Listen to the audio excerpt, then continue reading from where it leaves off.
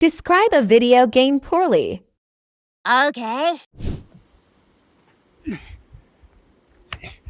I'm sad. Celeste. This cute little indie platformer broke me. It sent me on a roller coaster of feelings that I didn't think a game could. It made me face a part of myself I didn't even know existed. But it wasn't because of its story or themes.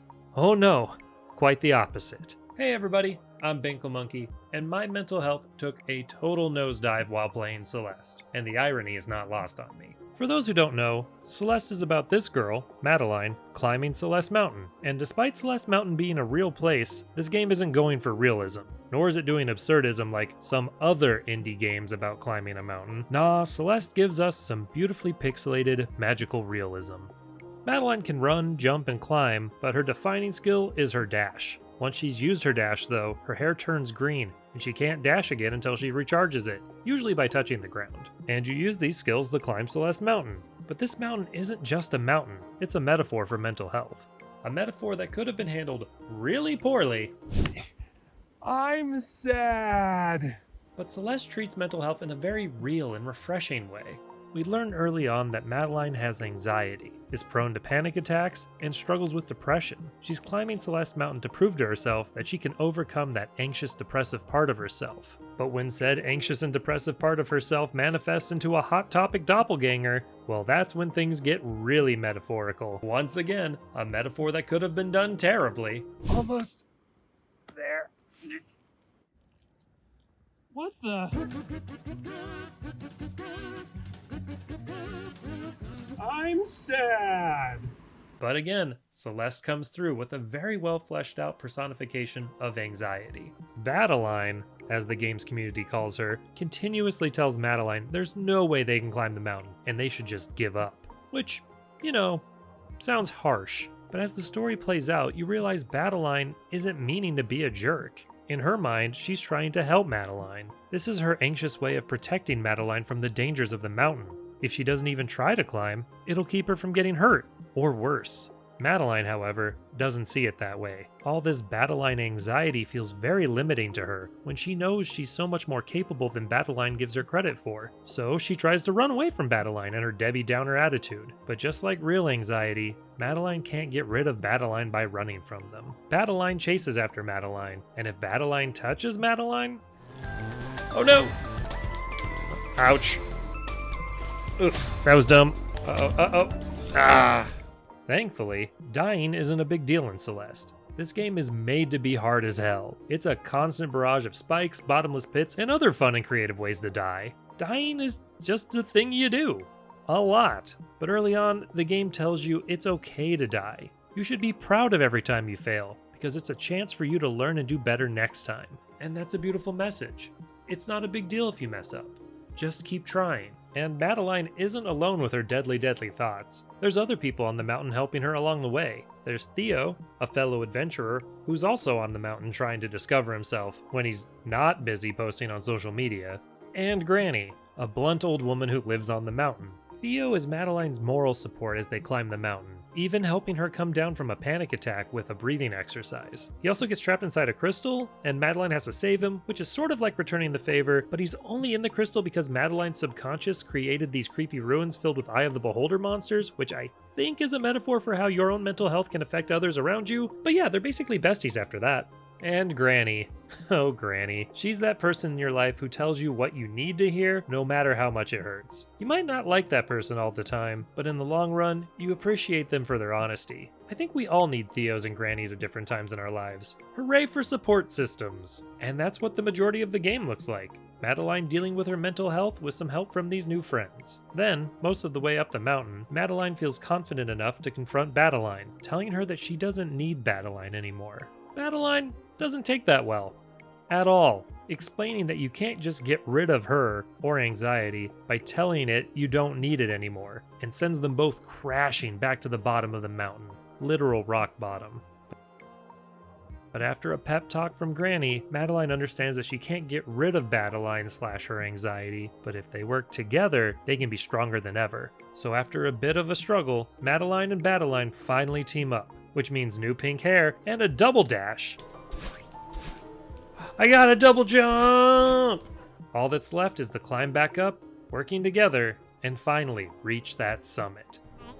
We actually did it. I can't believe it. And this is such a nice ending. I felt a true sense of pride for what I'd accomplished. I mean, look at some of this platforming to get to the summit. This was definitely an achievement for me. I livestreamed the whole endeavor on my Binkle Monkey Plays channel and was keeping track of my deaths with an on-screen tally. And here it is. Final count, 1,659 deaths from the bottom to the top of that mountain. Was each death a proud learning experience? Yeah. Oh no, that's a fall. Momentum is key. Uh-oh. I still died though. No. But many of them were, and it was worth it to feel that high that came with making it to the top. But that sense of pride was short-lived, because there is a lot more to do. First, there's all the strawberries scattered across the mountain to collect. Unless you're an achievement hunter, there's no real reward for collecting them all. But the achievement is called Impress Your Friends. Are you impressed now, friends? Are you impressed? Also, after the credits roll, you unlock the Core, an 8th level inside of the mountain. But to actually access the level, you have to have 4 crystal hearts. Crystal hearts are hidden throughout the levels you've already beat, some behind puzzles, and some in difficult platforming moments. But if you can manage to find 4 of them, you get to play through this fun bonus stage for going above and beyond in the game. It's definitely difficult, but nothing too outrageous. But if that wasn't enough for you, there's still the B-sides. You unlock these by finding cassette tapes hidden around the regular levels. Really putting the indie in indie games, I see. And these levels, whoo boy, these are versions of levels you've already completed with the same level-specific gimmicks, just way harder. The timing and execution for these have been ramped the hell up. Like in the first level, the Forsaken City, it makes you think a lot more about how you use its stoplight platforms to launch yourself without wasting your dash because you'll probably need it later. Or Old Site, where there's these space blocks you can fly in and out of while maintaining your dash. Add in the mechanic of jumping just as you leave the block for an extra boost, and you've got a recipe for extreme challenge. And it just gets harder and harder as you go, especially Golden Ridge with its wind mechanic. There's one screen in here that took as many tries as the rest of the screens in that B-side combined. But I stopped recording gameplay once I reached the top of the mountain. All this gameplay you just saw, I filmed much later, specifically for this video. You see, after climbing the mountain and beating the game, I didn't see myself making a video about Celeste. I thought it had a very nice story, the gameplay's really fun, I really love the graphics, and the challenge was rewarding. But that's been said so many times on YouTube before. I didn't really feel the need to repeat it, but I still wanted to check out what the B-sides were all about, so out of morbid curiosity, I gave them a try. But once I got into them, I couldn't stop. Something in me changed. It went from wanting to see what the B-sides were like to needing to beat every single one of them. I couldn't go to sleep at night until I finished one or more of those gauntlets, and most of them were so friggin' difficult that it took multiple hours to get through a single level. Sometimes I'd look up from the game and realize 4 hours had passed without even noticing, but there was no walking away. I couldn't just take a breather and come back later when I had my head back on straight. It was pure, unbreakable obsession. And I wasn't going to be able to move on with my life until I had this game completed. It wasn't healthy. It didn't feel rewarding, but it was ironic. The game about anxiety was giving me anxiety.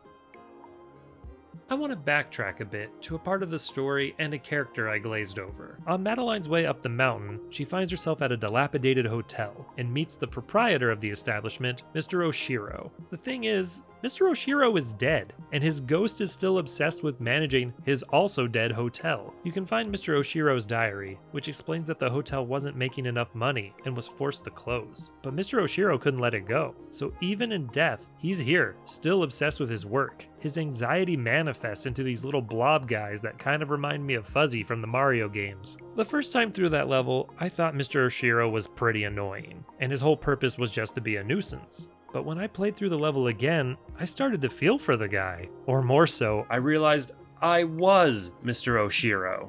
I was entirely absorbed into this game, and it would not get out of my head. And this wasn't for a lack of trying. I had plans with friends that I refused to skip out on, and I had high hopes that it would clear my mind for a while. But just like Mr. Oshiro, I was a ghost of my usual self. I wasn't social, I wasn't fun to be around, and it felt terrible not being able to give my friends the time and energy they deserve. After that, I decided there was only one way to make this feeling go away. I was going to work together with my obsessive anxious feelings, just like the game told me to, and binge what was left of the game. If I just got through all the B-side levels and found all those crystal hearts, finish the damn game, then I could move on with my life. At this point, I realized I should probably be recording some of this gameplay, but I was so ashamed of my obsession that I didn't want any record of this moment of my life. If you look back, you can see a gap in the release of videos on this channel, and that's because of this moment. No other work was more important than freeing myself from the curse of Celeste. And eventually, after several days of not eating enough or bathing enough, I did it. I beat all the B-sides, I got all the crystal hearts, hell, I even got all the strawberries. It was done. But then it unlocked. Chapter 9, Farewell. Turns out this was DLC added later, but it truly is the final chapter of Celeste. And it is the hardest, longest, most grueling bit of platforming my hands have ever weathered. It sends Madeline into outer space, chasing after a bird that she's sure is a manifestation of Granny after she passed away. And I decided this section was just too weird and beautiful not to record. It's got jellyfish parachutes and explodey fish. Outer space shit. But what you're seeing right now, this isn't that first time through Farewell. Oh no. Adding insult to injury, it didn't record correctly, and I had no footage. What I do have is this video I took on my phone for a friend, showing how many times I died in the regular game, and then how many times I died just in Farewell. 4,269. The footage you're seeing now is my second time through it, because I was determined to showcase how fucking crazy hard this level is. So after finishing the final level twice, I was able to walk away. I found my closure in beating the final screen that takes 2 whole minutes of not dying to complete. But there was more I could have done. More, even more terrible things. Beating all the B-sides unlocks C-sides that are even harder versions of the levels. I didn't even look at those, and I won't be anytime soon. But even more deranged are the golden strawberry challenges, where you have to beat each level without dying. Ever. No, this is not okay. This is a game about mental health and the beauty of working through your anxiety to accomplish great things. But all these last new challenges, all they do is create more anxiety.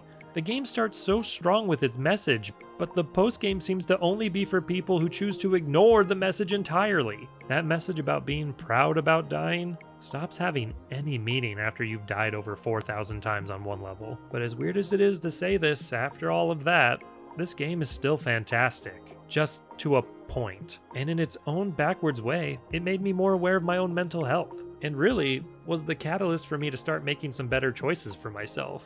So, mission accomplished? Honestly, I'd still tell anyone looking for a good challenge to try and summit Celeste Mountain, but I will not suggest any of the extra content lest they go down the same dark path I did. But if you still want to take on the challenge, please do so in moderation. Take breaks, breathe, check in on your loved ones, have them check in on you. Don't let this game, or any other game for that matter, consume you. Remember that your physical and mental health should always come first. Thank you so much for watching. A big shout out to the Plaid Squad over on the Patreon for all their support, not just monetarily, but emotionally. Y'all are the best. If you're enjoying what we're doing here, please like and subscribe. And as always, have a good one.